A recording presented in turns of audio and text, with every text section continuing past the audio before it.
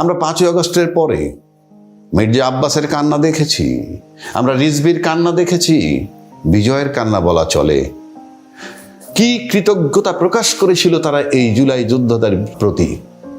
আজকে নির্বাচনের পর, বিজয় লাভ করার পর জুলাই যোদ্ধাদেরকে তুচ্ছ তাচ্ছিল্য করে, এবং গত দেড় বছর একই কায়দায় তুচ্ছ তাচ্ছিল্য করেছে তারা। এই যে দেশ এখন 53-54 বছর পর কোথায় আছি?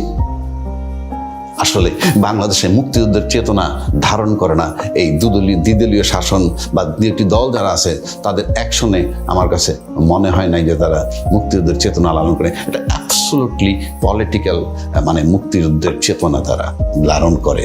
আর যারা সত্যি সত্যি মুক্তিযুদ্ধের চেতনা ধারণ করতো, সেটার এক্সাম্পল জিয়াউর রহমান সাহেব 4.5 বছরের বেশি টিকতে পারেননি। বেগম খালেদা জিয়া ক্ষমতাচ্যুত হওয়ার পর দীর্ঘ সময় বাংলাদেশে পার করেছেন, ধুকে ধুকে মরেছেন, এবং তার বৃহত্তর যে সবচেয়ে বড় দল যেটা আজকে ক্ষমতায় গেছে, তারা নির্বিকার তাকিয়ে তাকিয়ে দেখেছে আর মাঝে মাঝে বুলি দিয়েছে যে আমরা স্বৈরাচারের বিরুদ্ধে আন্দোলনকেই। তাহলে এটা যদি বিশ্বাস করতো, মুক্তিযুদ্ধের চেতনার পক্ষের শক্তি হিসেবে বিশ্বাস করতো, বাংলাদেশের জাতীয়তাবাদী শক্তির বিশ্বাস করতো, অ্যাটলিস্ট ওই রাষ্ট্রপতিকে তাদের সাথে রাখতো না, রাখার কোনো কারণও ছিল না। সে তো স্বৈরাচারী সরকারের দোসর। সুতরাং আজকের বাংলাদেশ কোথায়? এই বাংলাদেশে যারা মুক্তিযুদ্ধের পক্ষের শক্তি হিসেবে কথা বলে, এটা সিম্পল রাজনৈতিক স্লোগান, এবং আমার ধারণা তারা সেটা বিশ্বাস করে না। যদি বিশ্বাস করতো তাহলে জুলাই যোদ্ধারা থাকতো সকলের মাথার তাজ। কেমন আজকের বাংলাদেশ?